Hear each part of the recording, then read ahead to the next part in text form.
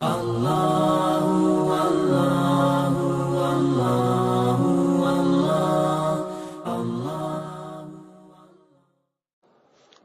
بالله من شرور أنفسنا ومن سيئات أعمالنا من يهده الله فلا مضل له ومن يضلل فلا هادي له أشهد أن لا إله إلا الله وحده لا شريك له وأشهد أن محمدا عبده ورسوله أما بعد فإن خير الحديث كتاب الله وخير الهدي هدي محمد صلى الله عليه وسلم وشر الأمور محدثاتها وكل محدثة بدعة وكل بدعة ضلالة وكل ضلالة في النار لا الہ الا اللہ محمد الرسول اللہ۔ اس کلمے کی گواہی دینا یہ بہت عظیم عمل ہے، اتنا عظیم عمل ہے کہ اس کی وجہ سے انسان جنت میں داخل ہوگا۔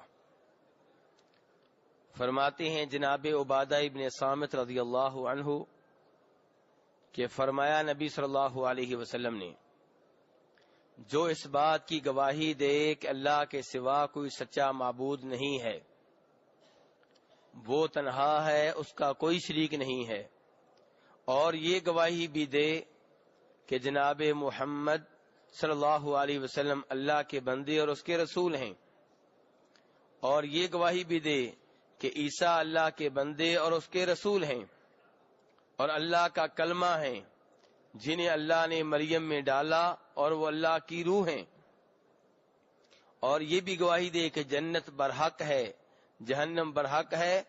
اللہ تبارک و تعالی ایسے آدمی کو جنت میں داخل کریں گے اس کے اعمال جیسے بھی ہوں۔ اس حدیث کو امام بخاری اور امام مسلم دونوں اپنی اپنی حدیث کی کتب میں ذکر کرتے ہیں،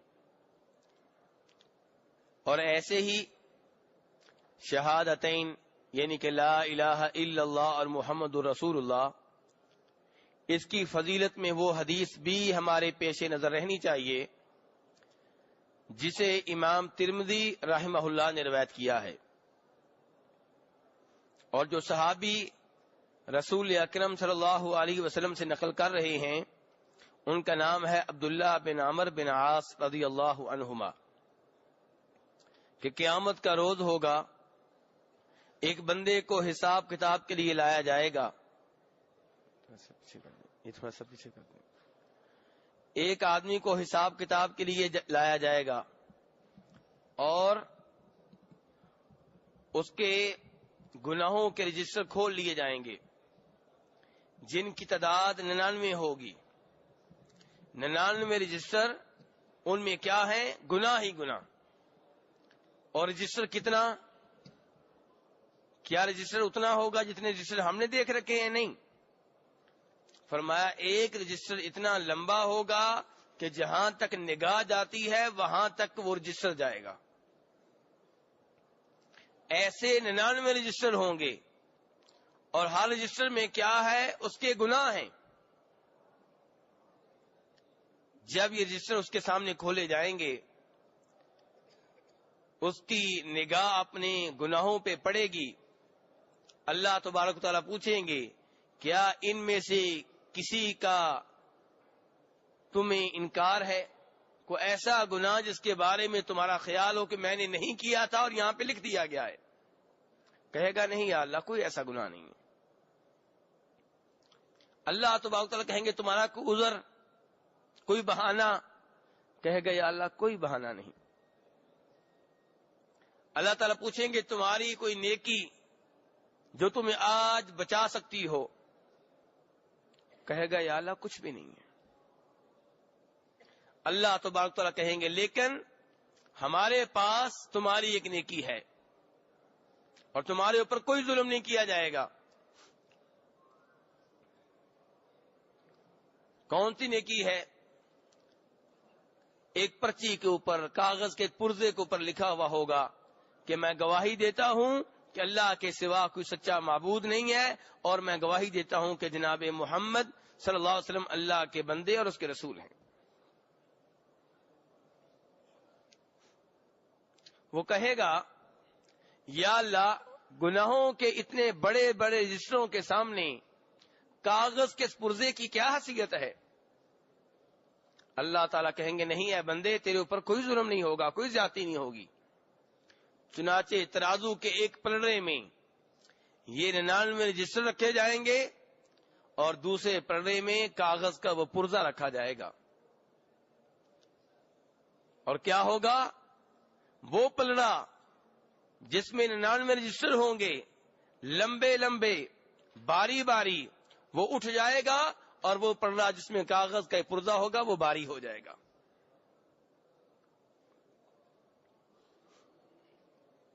اس سے پتہ چلتا ہے کہ لا الہ الا اللہ محمد الرسول اللہ کی گواہی دینا کتنا عظیم عمل ہے اور اس کی کیا فضیلت ہے۔ لیکن میرے بھائی، جب معاملہ اتنا ہی آسان تھا تو یہ اہل مکہ کیوں گھبراتے تھے؟ دیکھنا ہم نے یہ ہے کہ جب معاملہ اتنا ہی آسان ہے کہ لا الہ الا اللہ محمد الرسول اللہ کہنا ہے، تو وہ کیوں نہیں کہتے تھے؟ میرے بھائی، توحید کی 3 قسمیں ہیں۔ یہ کس نے بیان کی ہیں توحید کی 3 قسمیں؟ جی، نبی صلی اللہ علیہ وسلم نے بذات خود بیان نہیں کی، لیکن قرآن و احادیث میں توحید کی جو باتیں آئی ہیں، جب علماء کرام نے ان کے اوپر غور کیا تو اس نتیجے تک پہنچے کہ قرآن پاک میں اور احادیث نبویہ میں توحید کی 3 قسمیں بیان ہوئی ہیں۔ پہلی قسم کیا ہے؟ توحید ربوبیت۔ پہلی قسم کیا ہے میرے بھائی؟ یہ آپ نے یاد کر کے جانی ہے، یہ 3 قسمیں آپ نے یاد کر کے جانی ہے۔ پہلی قسم کیا ہے؟ توحید ربوبیت۔ اس کا کیا مطلب ہے؟ اللہ تعالیٰ کو رب ماننا، خالق ماننا، رازق ماننا، زندگی دینے والا ماننا، اور یہ ماننا کہ موت اس کے ہاتھ میں ہے، کائنات کا سارا نظام وہ چلا رہا ہے، کائنات کی ہر چیز اس کی مخلوق ہے۔ اس توحید کا نام کیا ہے؟ توحید ربوبیت۔ اور یہ کہ اس عمل میں، ان کاموں میں اس کا کوئی شریک نہیں ہے، تو یہ ہوئی توحید ربوبیت۔ میرے بھائی، سننے والی بات، سمجھنے والی بات یہ ہے کہ توحید ربوبیت وہ توحید ہے جسے اکثر اوقات کافروں نے بھی مانا ہے، اہل مکہ بھی مانتے تھے۔ یہ وہ توحید ہے جسے اہل مکہ بھی مانتے تھے۔ یہ بات اپنی طرف سے نہیں کہہ رہا، یہ قرآن پاک بتا رہا ہے ہمیں۔ آپ اٹھائیے سورہ عنکبوت 21واں سپارہ، اللہ تعالیٰ کیا فرماتے ہیں؟ وَلَئِن سَأَلْتَهُمْ مَنْ خَلَقَ السَّمَاوَاتِ وَالْأَرْضِ وَسَخَّرَ الشَّمْسَ وَالْقَمَرَ لَيَقُولُنَّ اللَّهُ، کہ اللہ کے رسول آپ ان سے پوچھئے، ان سے سوال کریں، ان سے کہیں کہ آسمان و زمین کا خالق کون ہے؟ ان سے پوچھیں سورج اور چاند کس کے کنٹرول میں ہیں، ان کو اپنے اپنے مدار پہ کون چلا رہا ہے؟ لَيَقُولُنَّ اللَّهُ، اللہ تعالیٰ فرما رہے ہیں کہ یہ فوراً کہیں گے کہ آسمان و زمین کا خالق، سورج اور چاند کو مسخر کرنے والا کون ہے؟ اللہ ہے۔ اور ایک ایت چھوڑ کے اگلی ایت میں فرمایا وَلَئِن سَأَلْتَهُمْ مَن نَزَّلَ مِنَ السَّمَاءِ مَاءً، آپ ان سے سوال کریں، ان سے پوچھیں آسمان سے بارش کون نازل کرتا ہے؟ آسمان سے پانی نازل کرنے والا کون ہے؟ کون ہے وہ جو آسمان کے پانی کے ذریعے فَأَحْيَا بِهِ الْأَرْضَ، جو مردہ زمین کو، بنجر زمین کو زندہ کرتا ہے؟ فرمایا لَيَقُولُنَّ اللَّهُ، یہ کیا کہیں گے؟ لَيَقُولُنَّ، یہ کہیں گے کیا؟ اللہ۔ یہ کون جواب دیں گے؟ اہل مکہ، کافر۔ اور سورہ یونس میں اللہ تعالیٰ فرماتے ہیں قل، آپ ان سے کہیں مَن يَرْزُقُكُم مِّنَ السَّمَاءِ وَالْأَرْضِ، تمہیں کون رزق دیتا ہے آسمانوں سے اور زمین سے؟ أَمَّن يَمْلِكُ السَّمْعَ وَالْأَبْصَارَ، تمہاری نگاہوں کے اوپر، تمہارے کانوں کے اوپر کنٹرول کس کا ہے؟ تمہاری بینائی، تمہاری قوت سماعت کس کے ہاتھ میں ہے؟ وَمَن يُخْرِجُ الْحَيَّ مِنَ الْمَيِّتِ، کون ہے جو زندہ کو مردہ سے نکالتا ہے، مردہ کو زندہ سے نکالتا ہے؟ کون ہے جو زندہ مرغی سے مردہ انڈے کو نکالتا ہے، اور کون ہے جو مردہ انڈے سے زندہ چوزے کو نکالتا ہے؟ کون ہے جو مردہ نطفے کے پانی سے بچے کو پیدا کرتا ہے، اور کون ہے جو زندہ انسان سے مردہ نطفے کو نکالتا ہے؟ کون ہے؟ وَمَن يُدَبِّرُ الْأَمْرَ، پوری کائنات کا نظام کس کے ہاتھ میں ہے؟ کون اس کو سنبھالے ہوئے ہے؟ کون کائنات کو چلا رہا ہے؟ فرمایا فَسَيَقُولُونَ اللَّهُ، یہ کہیں گے کہ اللہ۔ میرے بھائی سوچئے ذرا کہ خالق وہ مانتے ہیں، مالک مانتے ہیں، رازق مانتے ہیں، پھر وہ کافر کیوں تھے، مشرک کیوں تھے؟ آج لوگوں نے یہ سمجھ رکھا ہے کہ لا الہ الا اللہ کا مطلب یہ ہے کہ اللہ ہی خالق ہے، اللہ ہی مالک ہے، اللہ ہی رازق ہے۔ غلط، لا الہ کا یہ معنی نہیں ہے، بالکل یہ معنی نہیں ہے۔ اور یہی دعوت دی جا رہی لوگوں کو، اور سمجھتے ہیں کہ ہم نے توحید پھیلا دی، توحید کی تبلیغ کر دی، توحید کی دعوت دے دی۔ نہیں میرے بھائی، لا الہ الا اللہ کا یہ معنی قطعا نہیں ہے۔ میں پہلے گزارش کر چکا ہوں، توحید کی کتنی قسمیں ہیں؟ 3۔ ایک کیا ہے؟ توحید ربوبیت، اور یہ وہ توحید ہے جس کو اکثر اوقات کافر بھی مانتے تھے۔ اور دوسری توحید ہے توحید الوہیت، توحید عبادت۔ عبادت میں اللہ تعالی کو ایک ماننا، یہ کہنا کہ ہر قسم کے رکوع اور سجدے کا حقدار کون ہے؟ صرف اللہ۔ ہر قسم کی نظر و نیاز کا حقدار کون ہے؟ صرف اللہ۔ جس کے نام پہ جانور ذبح کیا جائے اس کا حقدار کون ہے؟ صرف اللہ۔ جس کے لیے طواف کیا جائے کون ہے؟ صرف اللہ۔ جس کے لیے نمازیں پڑھی جائیں، جس کے لیے جانور ذبح کیا جائے، جس کے لیے حج کیا جائے، ان تمام عبادات کا حقدار صرف اور صرف اللہ ہے۔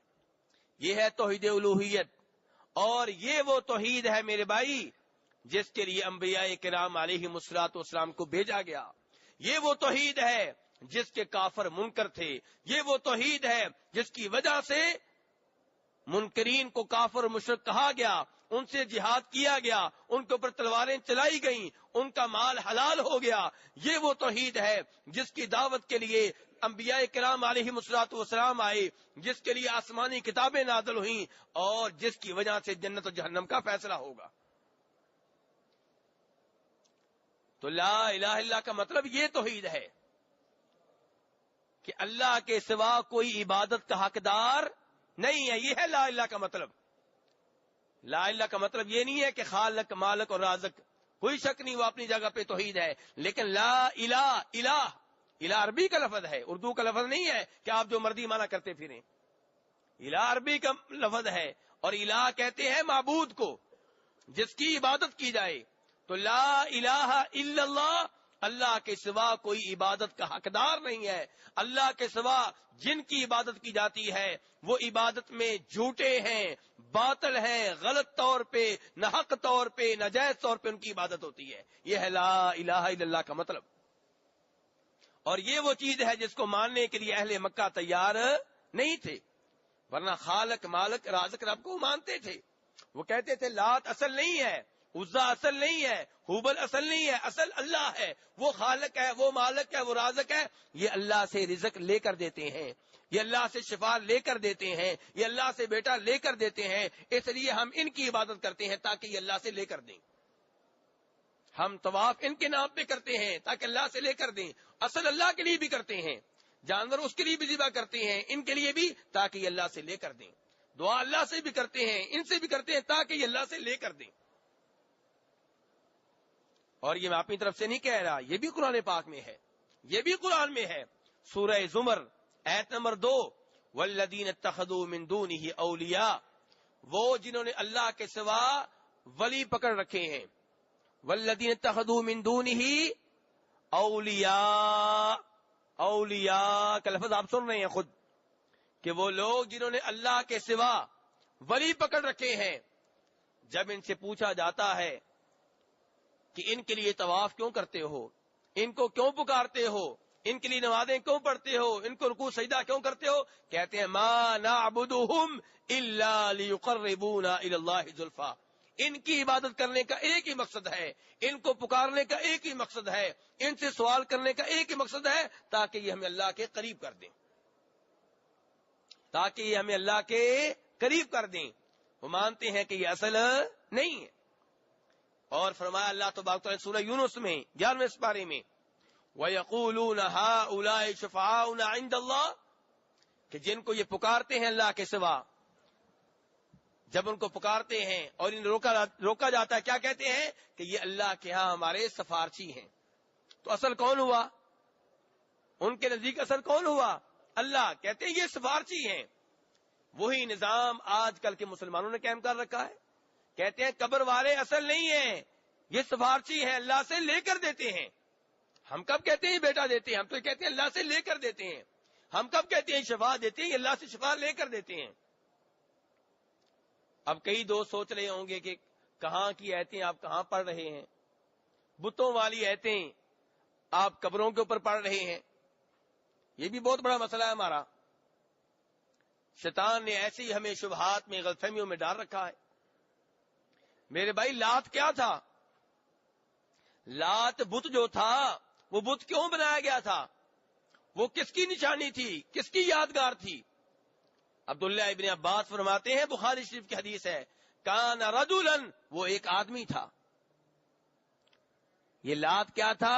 ایک آدمی تھا، اور حاجیوں کی خدمت کیا کرتا تھا، حاجیوں کو ستو پلایا کرتا تھا، حاجیوں میں پانی تقسیم کیا کرتا تھا، بہت نیک آدمی تھا۔ اور جب نیک آدمی فوت ہوتے ہیں، شرک تب شروع ہوتا ہے۔ شرک جو ہے، ابلیس کی عبادت کوئی نہیں کرتا۔ بہت کم ہوں گے جو اس غلط فہمی میں رہیں گے کہ ابلیس کی عبادت کی جائے۔ عبادت کن کی جاتی ہے؟ انبیاء کرام علیہ الصلوۃ والسلام کی، اچھے لوگوں کی، نیک لوگوں کی، صاحب مقام و مرتبہ لوگوں کی، اولیاء کرام کی، صالحین کی، شہداء کی۔ تو جب یہ فوت ہوا تو اس کے نام پہ ایک یادگار بنا لی گئی، اور یادگار کے پاس آ کے وہ لوگ اسے پکارتے اور کہتے کہ یہ اللہ سے لے کر دے گا۔ وہ جانتے تھے کہ پتھر ہے، لیکن جانتے تھے پتھر کے پیچھے ایک شخصیت ہے۔ اور یہی کچھ کیا نوح علیہ السلام کی قوم نے۔ نوح علیہ السلام کی قوم نے کیا کیا؟ ان کے جو 5 بزرگ تھے، 5 تن پاک جو ہیں، ان کے نام تو آپ کے قرآن پاک میں ہیں۔ کس صورت میں؟ سورہ نوح میں۔ وَقَالُوا لَا تَذَرُنَّ آلِهَتَكُمْ إِلَٰهَ وَلَا تَذَرُنَّ وَدًّا وَلَا سُوَاعًا وَلَا يَغُوثَ وَيَعُوقَ وَنَسْرًا۔ 5 تن پاک، 5 بزرگ ہیں۔ ان کی کیا حقیقت ہے؟ ان کے بارے میں لوگ سمجھتے ہیں کہ یہ بوتی تھے جی۔ نہیں، عبداللہ ابن عباس سے پوچھئے، بخاری شریف اٹھائیے، عبداللہ ابن عباس رضی اللہ عنہ آپ کو بتائیں گے کہ کیا تھے۔ وہ کہتے ہیں کہ نوح علیہ السلام کی قوم کے 5 بزرگ تھے، فوت ہو گئے۔ اب سمجھدار قسم کے لوگ، پروفیسر قسم کے لوگ اکٹھے ہوئے، کہنے لگے جناب بڑے یہ نیک لوگ تھے، ہمیں نماز روزے کا حکم دیتے تھے، نیکی کی راہ دکھاتے تھے، اب یہ فوت ہو گئے، اب ہمارا کیا بنے گا؟ اب ہمیں نیکی کی راہ کون بتائے گا؟ اب تو ہم گمراہ ہو جائیں گے۔ کیا کیا جائے جی؟ تجاویز آنے لگیں۔ ایک تجویز آئی کہ ایسا کرو کہ جہاں جہاں بیٹھ کے یہ اللہ کی عبادت کرتے تھے، وہیں پہ ان کی یادگاریں قائم کر لو، وہیں پہ ان کی یادگاریں قائم کر لو۔ اب کیا ہوگا؟ یادگاروں کے پاس جب آئیں گے، یادگاروں کو دیکھ کے رب یاد آ جا کرے گا۔ اللہ تک پہنچنے کے ذرائع تلاش کیے جا رہے ہیں۔ اللہ کی عبادت کے لیے نیک مقصد ہے، مقصد نیک ہے، لیکن طریقہ غلط ہے۔ تو کیا کہہ رہے ہیں کہ یہاں پہ یادگاریں قائم کریں گے، جب یادگاروں کو دیکھا کریں گے، رب یاد آیا کرے گا اور اللہ کی عبادت کیا کریں گے۔ ایک نسل نے ایسے ہی کیا، دوسری نسل نے بھی ایسے ہی کیا، اس کے بعد کی نسلیں آئیں تو شیطان جو ہمارا دشمن ہے، جس نے ہمارے باپ آدم علیہ السلام کو بھی معاف نہیں کیا تھا، ورگلایا تھا کہ نہیں، جنت سے نکالا تھا کہ نہیں، دھوکہ دیا تھا کہ نہیں، تو وہی شیطان اب ان کے پاس پہنچ گیا، کہنے لگا تمہارے باپ دادا ادھر آ کے انہی سے مانگتے تھے، ان کے سامنے آ کے ان کے نام پہ جانور ذبح کرتے تھے، انہی کو رکوع سجدہ کیا کرتے تھے، انہی کے لیے نمازیں پڑھتے تھے۔ چنانچہ شرک شروع ہو گیا، اور اس شرک نے ایسی جڑ پکڑی کہ نوح علیہ السلام جیسا عظیم پیغمبر 950 سال اپنی قوم کو اس شرک سے روکنے کی کوشش کرتا رہا، اور نتیجہ قرآن پاک نے یہ بتایا ہے کہ وَمَا آمَنَ مَعَهُ إِلَّا قَلِيلٌ، کہ ان کو پر ایمان لانے والے قلیل تھے، تھوڑے تھے۔ حتیٰ کہ سگا بیٹا بھی کافر تھا، بیگم بھی کافر تھی۔ کیا بیگم اور بیٹا اپنے والد سے تبلیغ نہیں سنتے تھے؟ لیکن شرک چیز ہی ایسی ہے، شرک جب جڑ پکڑ لے تو انسان کو روکنا مشکل ہو جاتا ہے۔ شرک سے آپ روکیں گے، لوگ کہتے ہیں لو جی ہمارے بزرگوں کی گستاخی کرتا ہے، یہ گستاخ ہے، پکڑ لو اس کو۔ قرآن پاک پڑھ لیں، سورہ صاد، جب نبی صلی اللہ علیہ وسلم نے توحید کی دعوت دی تو کیا کہا اہل مکہ نے؟ اجعل الآلہۃ الہ واحدہ ان ھذا لشیء عجاب۔ یہ بھی عجیب آدمی ہے، کہتا ہے سب معبودوں کو چھوڑ کے ایک ہی کو پکڑ لو، بڑی عجیب بات کرتا ہے۔ نہیں نہیں، انمشوا واصبروا علی آلہتکم، اپنے بزرگوں کو نہ چھوڑنا، مضبوطی سے پکڑ لو، یہ تمہارا رشتہ بزرگوں سے خراب کرنا چاہتا ہے، اس کی باتوں میں نہ آنا۔ سورہ صاد میرے بھائی قرآن پاک پڑھ رہا ہوں، اور اس سے پچھلی سورت سورہ صافات، انہم کانوا، کہ جب ان سے کہا جاتا تھا اذا قیل لهم لا الہ الا اللہ، کہ لا الہ الا اللہ کہو، یستکبرون، انکار کر دیتے ہیں، تکبر کرتے ہیں، اعراض کرتے ہیں، اور کیا کہتے ہیں؟ وَيَقُولُونَ أَإِنَّا لَتَارِكُو آلِهَتِنَا لِشَاعِرٍ مَجْنُونٍ، اس شاعر، اس پاگل کی وجہ سے ہم اپنے بزرگوں کو، اپنے معبودوں کو چھوڑ دیں؟ کیوں جی؟ آپ اندازہ کریں کہ شرک کتنا خطرناک مرض ہے، اچھے بڑے سمجھدار اس مرض میں گرفتار ہو جاتے ہیں۔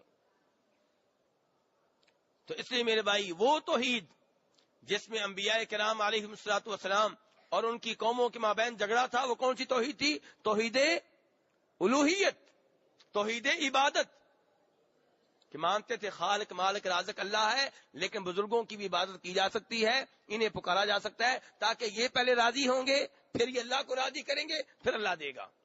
سیڑھی ضروری ہے، کہتے تھے سیڑھی ضروری ہے، ان کے بغیر اللہ تک نہیں پہنچ سکتے۔ اور اللہ تعالیٰ نے کس توحید کے لیے بھیجا اپنے انبیاء کرام کو؟ سنیے قرآن پاک، وَلَقَدْ بَعَثْنَا فِي كُلِّ أُمَّةٍ رَسُولًا أَنِ اعْبُدُوا اللَّهَ وَاجْتَنِبُوا الطَّاغُوتَ، ہم نے ہر قوم میں ایک رسول بھیجا ہے، ہر قوم میں ہم نے ایک رسول بھیجا ہے۔ کیا پیغام ہے جی؟ کیا پیغام یہ ہے کہ اللہ کو خالق مان لو، رازق مان لو؟ نہیں، یہ تو لوگ پہلے سے مانتے ہیں۔ پیغام یہ ہے اعبدوا اللہ، اللہ کی عبادت کرو، بس اللہ کی عبادت کرو، ساتھ اوروں کی بھی ہو سکتی ہے، نہیں نہیں نہیں، اعبدوا اللہ، اللہ کی عبادت کرو، واجتنبوا الطاغوت، اور اللہ کے سوا جن کی عبادت کی جاتی ہے ان کی عبادت سے بچ جاؤ۔ تو توحید الوہیت کس چیز کا نام ہے؟ اللہ کی عبادت کرنی ہے اور اللہ کے سوا کسی اور کی عبادت نہیں کرنی، اس کا نام ہے توحید الوہیت۔ اور یہ آیت میں نے پڑھی ہے سورہ نحل کی، اور سورہ انبیاء میں فرمایا کہ ہم نے جو بھی رسول بھیجے ہیں، وما ارسلنا من قبلک من رسول الا نوحی الیہ، اس کو ہم نے کیا وحی کی ہے، کیا بتایا ہے؟ انہ لا الہ الا انا، کہ اللہ کے سوا کوئی معبود نہیں ہے، میرے سوا کوئی معبود نہیں ہے، فاعبدونی، میری عبادت کرو۔